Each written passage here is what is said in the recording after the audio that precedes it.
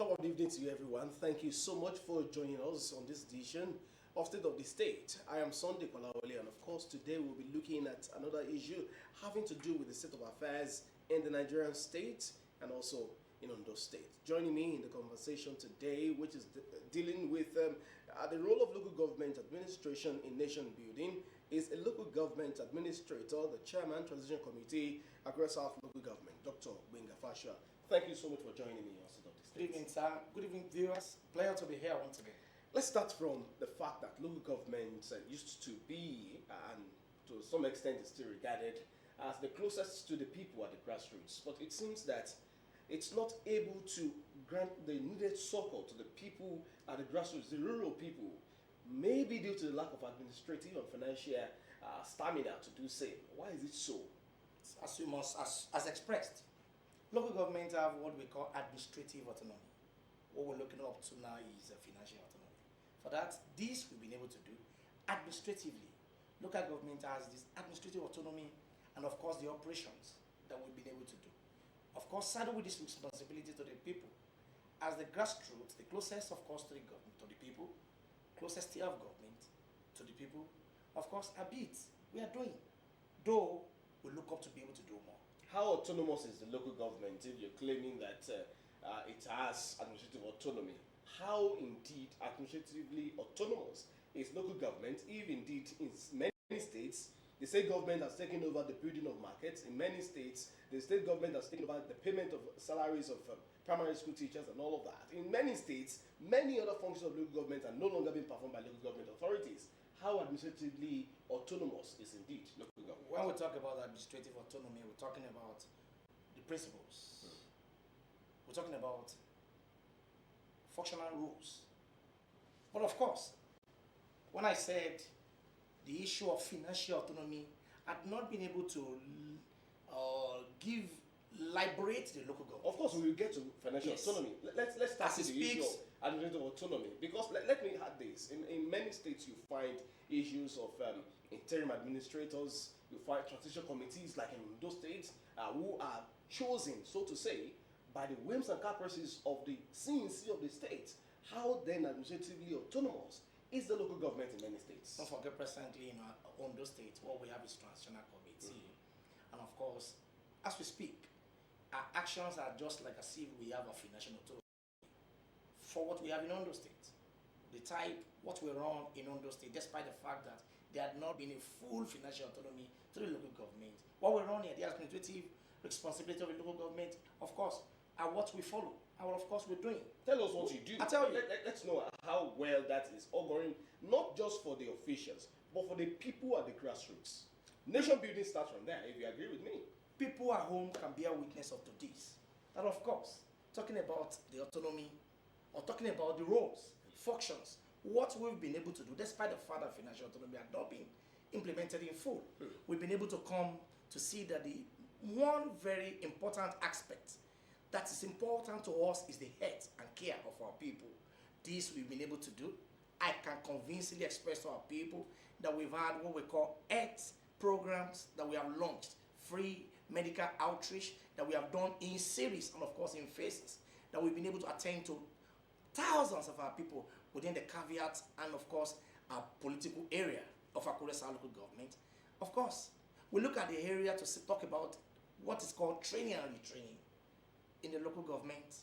That of Akure South, I can say that we have done training and retraining. The staffs that were made there presently, they went on 3-month training to make them to look at, of course, their role, to be able to understand their role better. That we didn't stop at it. We look at the issue of flooding. Repeatedly talking about Akure South local government, we've been having this attack of flood on repeated occasions, seasonally. But now, it's a thing of the past. I remember years back, convincingly, years back, when it becomes a repeated issue, flood air, it carries this, it affects this property. But now, with the help of local government, I think I can talk about in Akure, Iriakari 1, Iriakari 2, down to Futa axis, going on the road, far as Ijoka. This waterway had been cleared. Ordinarily, if there is no light in your house, you can go in to say your generating set you want to pull. of course, to restore that light. Or maybe if you don't have that, if it's just a mere candle you can put on. But when it comes to flood, that you can do. Government of local government have been able to address this, though in support with states. That was where I was coming to, because you've been trying to highlight what your own local government has been able to do. Yes. And of course, you will only see things from the pedestal where you're standing. But my concern and the concern of the people is to know exactly how these things came by, with the approval of the state government or autonomously, administratively from the local government, or in collaboration with the state government. No, see, how then is your local government administratively autonomous? I tell you, there are things that The ones you highlighted. that we've been able, no, many more. Are these done autonomously by the local government? There are or things- in partnership with the state There government? are things that we've done in autonomy as a local government without the support of the state government. But with the Let me approval tell of you the state this. government? No, there's only for approval. No approval. Of course, that's our sole responsibility, and that we have been able to do it solely. I go back, let me talk about this issue of market. Okay. Now, right now in the local government, what we're having our plantation. That now, before, just come, even you come very close to the vicinity of the place, there's a place we're using for a market. You can go there, arable crops. You want to buy tomato Where is this? in Akure South local government. Where exactly in Akure South? The Within our compound, within this Oh, you perimeter mean of inside the local secretariat? government. Yes. Okay. And of course, when we saw that the output of what we're bringing out was so much, we came out to the outside, of course, to allow people who are going to see that. Now, what we have here, you can come in to buy. Which people have? We have a lot of patronage that are coming in that area without the support, no support coming from any end. I'll say Make this. a point. I'll say this, that things that are our roles and responsibility, there are times we have, don't forget, even state government that have their autonomy. There are times when we have federal government support. What we're saying is, at the local government, as a third tier of government, we are doing what we are supposed to do. Though we are believing if our financial autonomy comes to, it will be a compliment. Of course, to us. we really get to talking about this financial autonomy in the course of this conversation. But I want to know, in your heart of hearts, and honestly too, not deceiving anyone, of course, you're facing the people. I'd like to know, if indeed you think the local government is doing well, compared to what it used to be between 1999 and 2007, when former President Olusegun Obasanjo had sway as the emsman of this country. Do you think local government is still what it was then? Sincerely, it's not. But of course, it can be. One thing is this: there is no way you can put side by side the time of financial autonomy to the local government to time that we have. That's what we enjoy is administrative autonomy, convincingly. That must be said as it is. But what I'm trying to say is that, despite in Akure local government, let me talk about my local government, that I can say what operates there.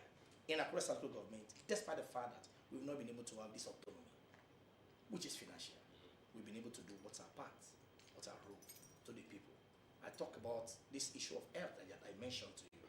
When it comes to the area of health, I beat my chest to tell the people of Akure that we have done so much in this area. I'll take you line to the area of artisan. I've discovered that people, it has been always a very tedious exercise for people to get, those who are artisan, to get jobs, to get work to do. Many a times people import these artisans from other nations, from other countries to come and work here. And we're looking, what do we need to do? We don't need money for this. What we need to do, we got in conjunction with ITF to train our people. And of course, though you have been trained, though you are working, you can be retrained. And of course, you can be certificated. Now, ITF come to say, this we will do with you. Within 6 weeks, we train these your people who have been working so that they will be able to match their standard across other worlds. And of course, they will be given federal government certificate. I tell you, this is beyond, this is what we don't really need money for this. And of course, number of our people, hundreds of them, are enjoying this privilege. You see, so we can have federal government certificate that what we were given, of course, maybe after your training of 3-4 years, your boss will tell you, go bring this, go bring that, give you a certificate within his caveat, but now you have a certificate that you can tender even beyond the chores of the country. These are things that we've been able to use our administrative autonomy to be able to achieve for the people. I tell you, when I was talking about training, we've trained good set of people. I leave that to talk about the issue of my people who are in my clan, my age, my youth. There is no way I won't have to, I must make a proportion for this class of people. You're still a youth. I'm a youth, I'm a youth. And if I'm permitted, No, I want to no, be no, a don't youth. worry, I want don't to be a worry. youth for No, life. let's I want just- to be a let's youth just- for let's life. go- let's just I go. say this that I must not leave this set, very important set, untouched. We have a program for them across the 11 wards of Accra local government. All right, come to I tell- think so much said about what you've been able to do with the administrative autonomy that you say you enjoy. But there was a time when bumper agricultural harvests always come from the local government, the rural areas, the farms, the farmsteads, and the hamlets. It seems those days are now in the past, and those things are really not happening as such anymore, because those are the days when you find local government chairmen at liberty to clear the roads to all the farms and all of that. In fact, now the World Bank has to now come into to the rescue of the people at the grassroots, coming to look into clearing their roads and all of that. In any case, with the support of the state government in counterpart funding. But my issue is this: why is it that those days are no longer with us? Mr. Presenter, the question you ask, why those days no longer with us? As if, are those days gone for life? Are we having them back? Are they with us now? Are they with us now? Are your questions? Let's do it. I said to you that even state government, please, I want to get this cleared. Even state government, even federal government that have their autonomy in full flag, still have support of international, still get international support. I made that point. Now, as much as that has been made, local government, as at today, do you know we're working on roads? About 2-3 weeks ago, I'm on set to tell my people, along Osrc, Right, axis. just a moment, you will make your point, but that will be after this time. Let's quickly have a very short break. When we return, we will continue the conversation on what exactly local government administrators and officials are able to do in terms of ensuring bumper agricultural harvests at the rural level. We'll be right back, everyone. Please stay with us.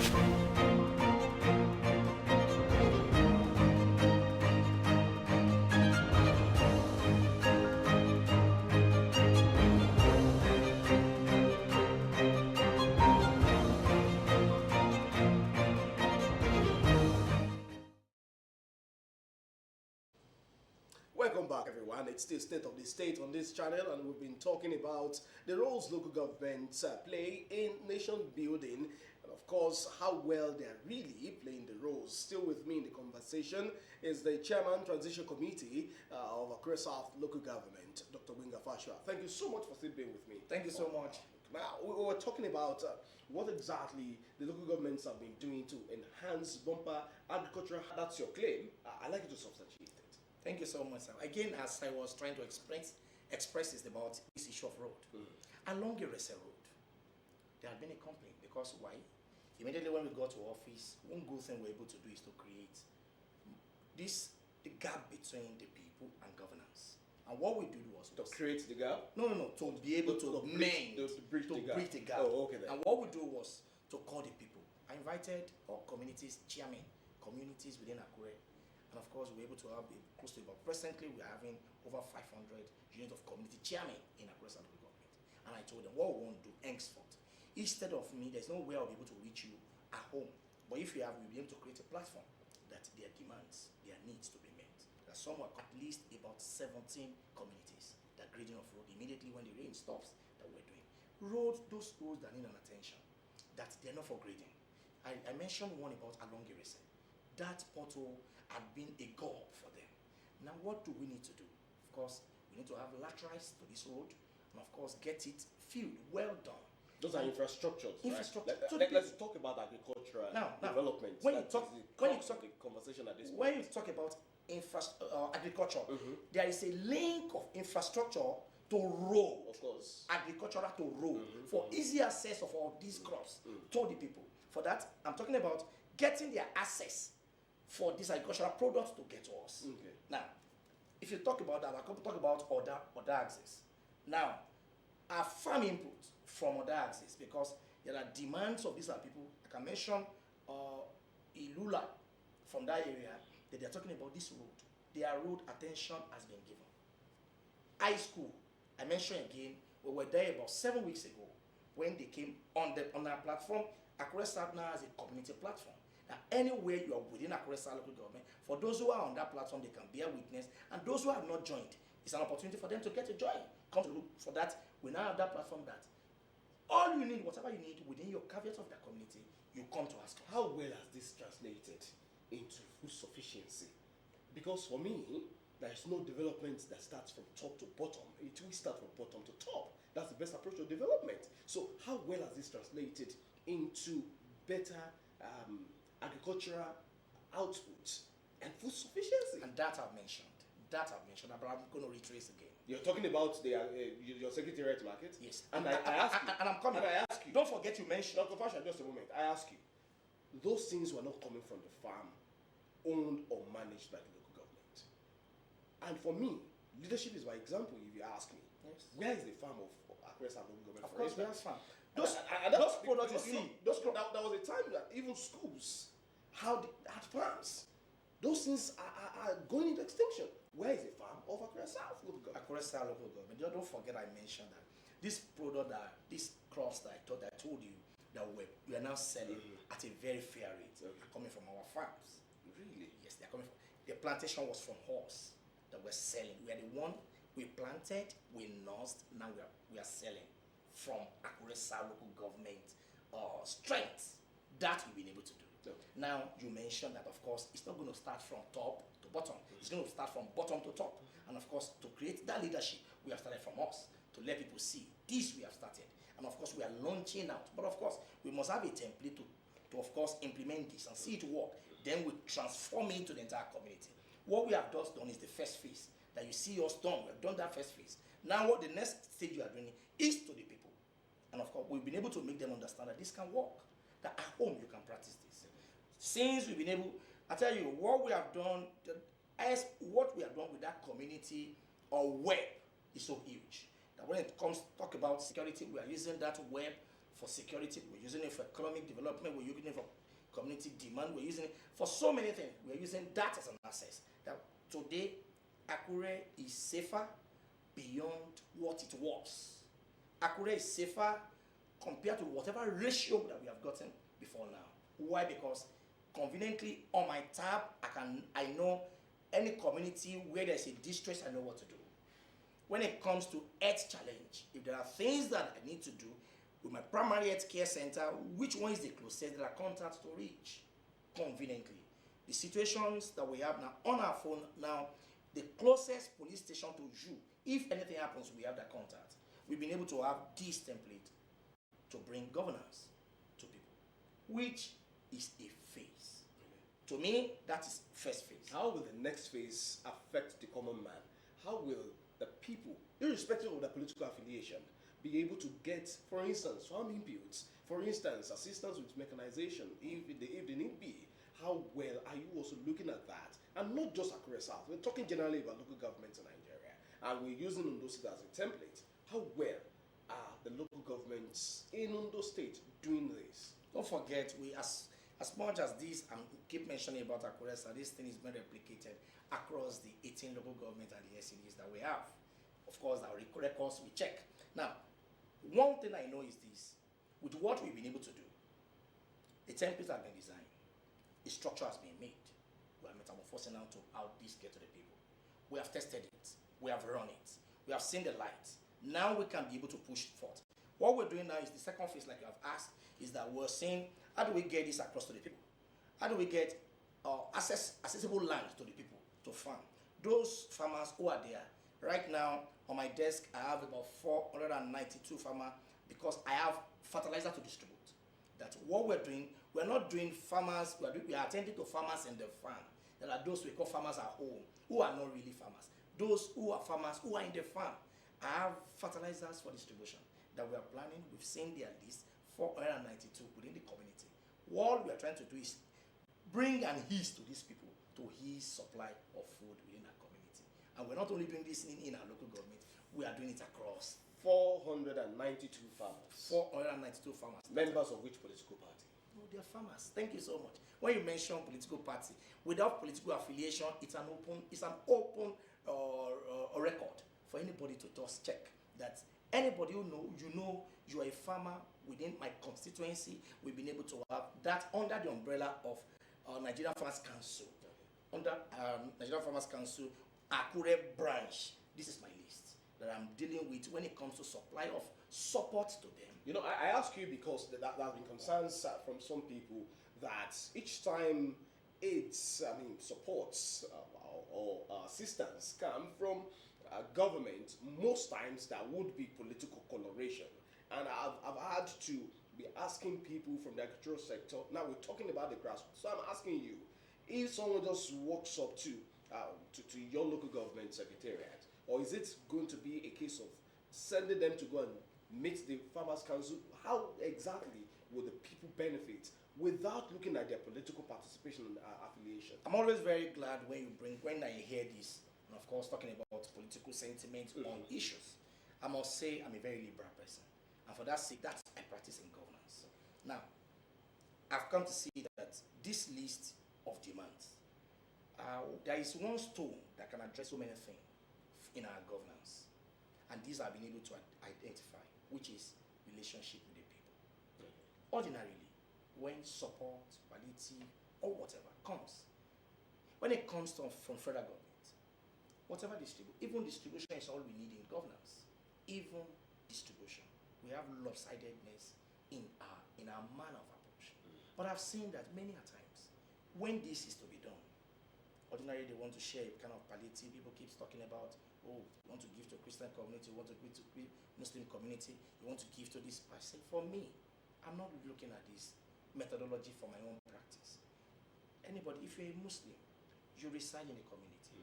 You're a Christian, you reside in a community. Oh, you are an artisan, you sell in the market, whatever class of area you are, you reside somewhere. For even distribution, I've seen that there have been lopsidedness in the manner at which this distribution has been before now. Okay. That we want to attend to that. For me, I agree. Okay. And that's what birthed my initiative of community allegiance. Okay. That's what birthed my community allegiance. That instead of this, of course, somebody's in Christian, or let me use Christian community, but and maybe in the course of sharing, he has been able to get. But as much as he's a Christian that he got in the church, maybe he works again as a mechanic, and we have given to a mechanic, he's able to get again. But what about people at home? Now, I've seen that I bring up this community initiative that whatever we want to do, talk about security, talk about road infrastructure, mention it. We have been able to identify that the problem that had been before now is uneven distribution. But now we've been able to correct that.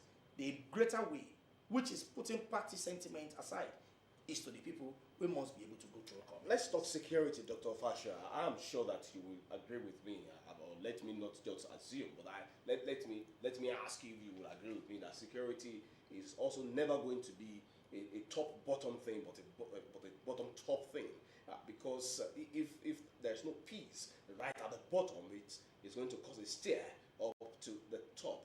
I want to know how well you think local government has been faring in enhancing security, first at the grassroots, then contributing to a larger security in the state and Nigeria as a whole. Sincerely, I must say that issue of security is a greater concern for us. As a chairman of Akure local government, I'm a chief security officer.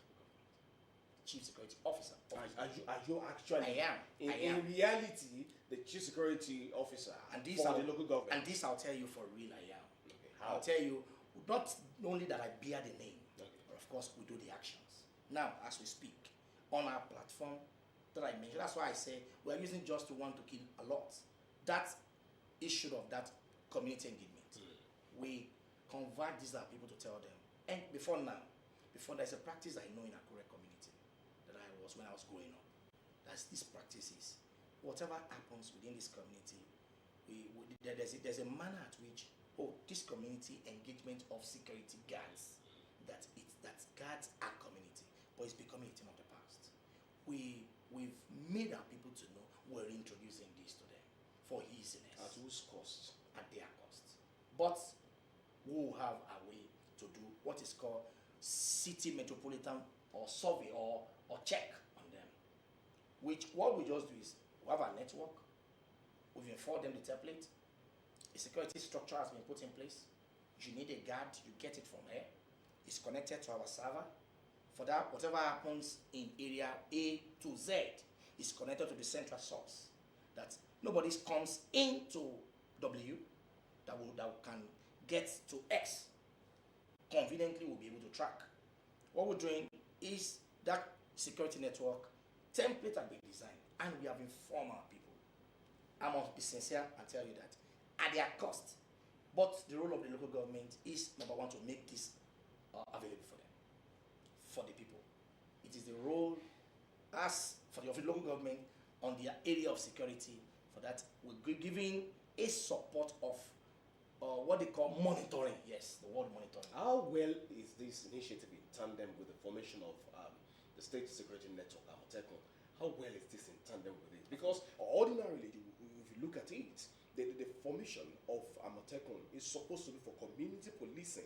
It's supposed to be for the grassroots policing, so that issues of insecurity at the grassroots are tackled, and that translates to a larger security, as I'd like to coin it. So, how well in tandem is this your initiative with the formation of Amotekun? Amotekun is a very applaudable one. Of course, what we are doing at the local government is a complement kind to what Amotekun represents at the state level. What we're trying to do is on our own desk. Don't forget, I've mentioned a number of community registers that I have. That whatever happens, the only difference we'll be having is that we have a network. A network that what happens in this community, there is no way or a troublemaker, because there is a link between them. You need an assistance, you know who is in the next community. You need an assistance compared to when everyone relates on its own without any synergy. That synergy is what we're bringing up, and which is our role. Well, it's also important to look at the roles that traditional institutions play in nation building, who are also very close to the people, just like we always want to assume that the local government is also close to the people. What is the level of relationship? How cordial is the relationship between the local government and the traditional institution in Nigeria in such a way to complement development at the grassroots? In Nigeria, when it comes to the role of the leadership of our hallbacks, we need to do more, because indeed tradition speaks that the ears of our people, they listen so much to those leaders, our traditional rulers. You know, they have their quota. If indeed we really want things to get better, we must be able to do more in this area, because I know, looking at some templates, you know, we have chiefs, area chiefs, quota chiefs, that if, and of course, this level of leadership of these people, if indeed government come to support more, it will help us further, because they are on ground. Don't forget, local government administration has maybe is tanned, but the hands, we are tanned. If you are elected as a chairman, you are tanned. Maybe 3-year term, maybe 4-year term. But these people are not tanned. They have sometimes their role are lifespan till death. For that, this now makes that if more is being done, if you try to do more to give more power to this area of our people, it will better align. Because I know there is no community within the sphere of any geopolitical zone that does not have somebody who is manning it, a traditional ruler, a traditional chief, a traditional who mans that area. If we give more power to them, more strength, like we have in Ondo, so is getting it better. I will, maybe for now, I don't know if that will be permitted. I know that the traditional stool of the state is far better than it used to be. That I know. The traditional stool in Ondo State are getting it better, not like what it used to be. For that, you see them doing better. Many times you find this agitation for constitutional roles for the traditional institution. And to my mind and the mind of many people, is it until we have a well spelled out constitutional roles for traditional rulers that they can really perform certain functions, no matter how little, in contributing to national development? How about human-facing governance at the grassroots level, if indeed we have functional local government system in Nigeria? How about human-face system in their governance approach to being to ensuring that they really do more in ensuring that they carry along these traditional rulers to ensure proper leadership? Traditional institution is an institution on its own. And of course, as a defined institution, a defined role constitutionally should be given to them to make sure that effectiveness, efficiency is what we get from them. For them to be efficient and effective, we need to give them constitutional role. For that, if they are not constitutionalized, it means in my domain, I might use my initiative to say traditional institution should be strengthened. Another person will say, no, they don't have that right. But if they are entrenched constitutionally, it becomes a sole right for them to begin to do their function. I know that if this is established, it will give more strength. And of course, it will make a How long do we wait until there's a constitutional review that could get that to be done? I'm sure you agree with me. Sincerely. We only have to have a constitutional review for that to be done. So if that is not done on time, for how long do we wait? Don't forget that as we speak, they are doing their role. Let me tell you, something happened in an area of Akure local government. Unconstitutionally? Yes, unconstitutionally, yes. That was brought before one of the kings.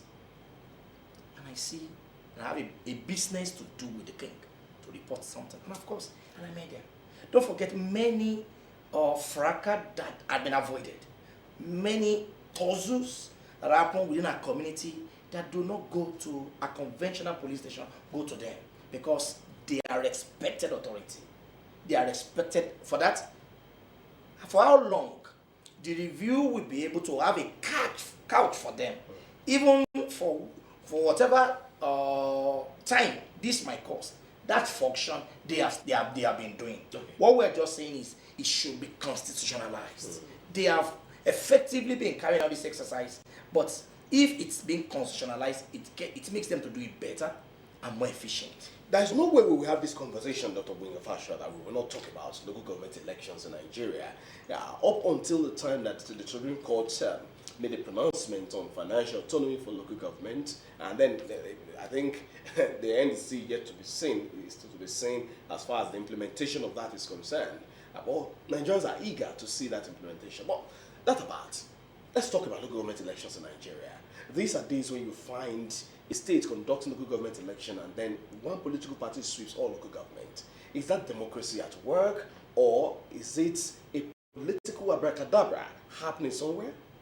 When you talk about these elections, the wills of the people, there are elections and local government where you have it that it's not all taken over. Maybe, I say this. You look at a state where there was an election of a local government, it is called local government election. Very well. As much as we have state gubernatorial elections, House of Assembly election, the reason, let me clear this, maybe clear is once and for all, that this happens. The people who are to be voted for most of the time are people who are known faces. When an election of a presidential, a gubernatorial, a senatorial is to be conducted, most of the times, these faces come on campaign day for them to be seen. But on local government election that has councillorship under them, barely will somebody who will be coming out to contest will not have been known within the streets. Streets that senatorial election, that senatorial candidate will not get. Your point is well made. My question is this. Yes. You're talking about the people contesting election at the local government level, they are well known. Yes. There are political parties who take part in this local government election. Are you saying the ruling parties' candidates are well known, while the candidates of opposition parties are not well known? That is why the ruling party, in so many cases, sweep all local governments, and then the opposition parties are left in. I don't know. I say this again. That I'm only trying to buttress the point that as much as those their faces, I talk about councillorship to a gubernatorial candidate. That let's talk about the local government election. I'm doing a contrast for you. Okay. I'm doing a contrast. The contrast is the face of the people. And you have mentioned are the faces of other political parties' candidature not known to the people. Now, and I'll tell you, what now complements their own is that maybe the government of the day. The government of the day that, oh, we have seen this candidature, this face is known from this also party, from X party. This face is known. And what the party in power, maybe the best of the choices of the people are being selected. The best set of the choice of the people are being selected. For me, why is it that they sweep all the pools? Maybe their best set are being selected. Maybe. Maybe. And maybe not. That's you. I'm asking you. That could be. What I'm trying to say is if it's maybe not, then what played out? I've told you, on a very good day, practically, if you ask me, I'll tell you this. I've once been a local contested as a local government chairman. And what happens then was that this candidature of this person is known. And because of the party affiliation, people now give their support to say, I am going to give my support to this person more because, what his party has done. Most of the time, local government election used to come after gubernatorial. Most of the time. And of course, you would have seen... Is that a political permutation? It is possible. It is possible. Maybe to be able... you're a politician. I'm telling you... That's what I'm asking you. Most of the times, local government elections comes after gubernatorial. And don't forget... Why should it be? Is it a political permutation? Because it's not a given thing in the law that it should be like that. I'm saying this. A political permutation? It is not. Maybe by timetable, maybe the way the party wants that. In Ondo State, yes, local government election was supposed to be held well before the gubernatorial election. It was said that almost all political parties said they were not fielding, or they did not, or they failed to field candidate. According to ODEC, yes, the chairman of ODEC was here, and then we had that conversation. He alleged that political parties did not field their candidates. I think that one puts weight to that. But the question is this. Now a new date has been set, and it was put at after the gubernatorial election. I ask you again, is it a political permutation? Because you now find political parties seemingly to be ready for the election. Is it because gubernatorial election has been held? Now let me tell you this. You know, when you mention political parties, the readiness of political parties, not the readiness of a political party. For that those political parties were not ready. Maybe were the reasons why those elections were postponed those times to be done now. He said those political parties were never registered. Maybe inclusive my party. He said we were not ready. The unpreparedness. Including your party. He said, including your party. He said, political party. There's a possibility. Maybe my party is prepared, and because other political parties are not prepared, maybe you don't get that. Your party also did not field candidates. Do you have the facts? You were in this state. You were also supposed to contest that election. Yes. Your party did not field candidates. How do you know that we did not field candidates? Dr. Obenga Fashua, these are public facts. So if you fielded candidates, are you saying that other political parties did not field candidates? I want that clear. The audience chairman I want that clear. And fine. then I want this clear. I want this clear that the statement made by Dr. Aremu, the ODA chairman, spells thoroughly that political parties were not prepared. I did not say your party. You were the one talking about maybe your party also was prepared or was not prepared. As I said, your political party did not field candidates. My party is prepared for election but did not field candidates.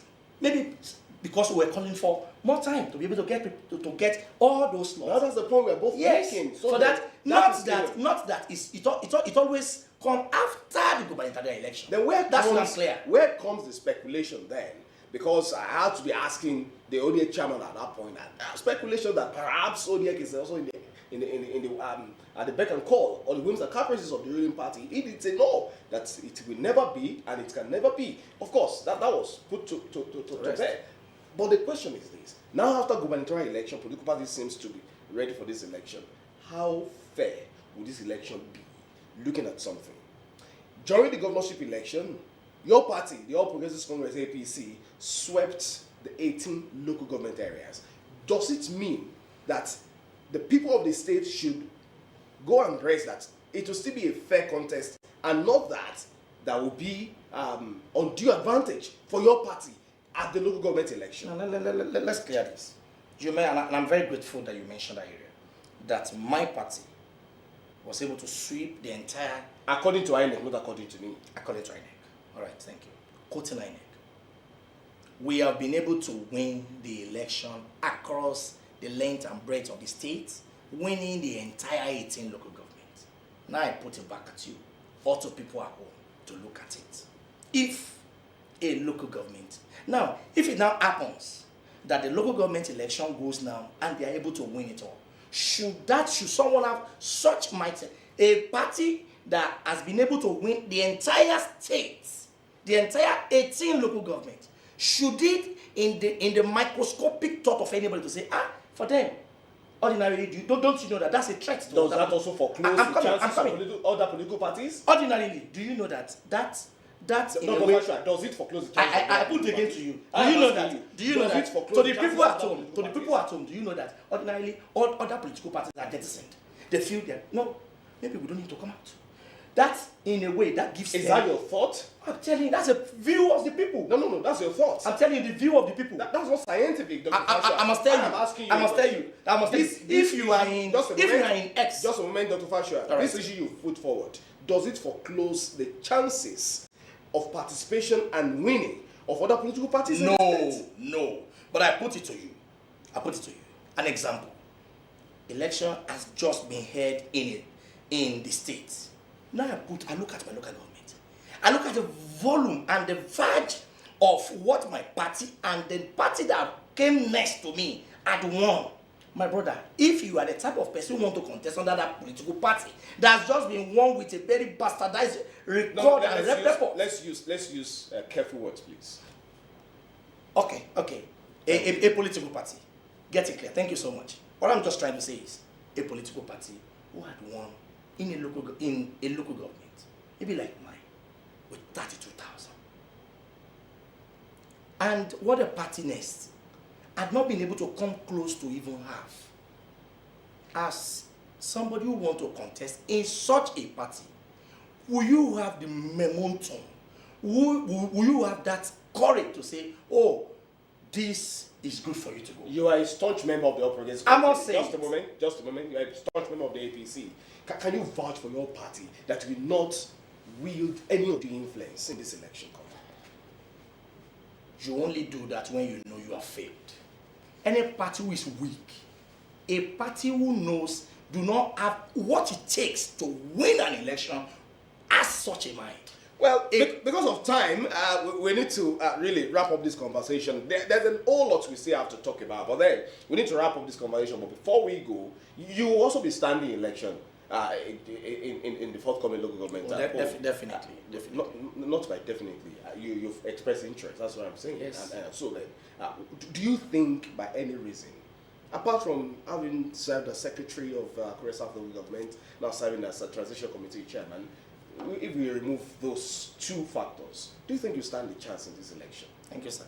When I was the secretary of Akure South local government, I was fortunate to be the chairman of the Forum of Secretaries.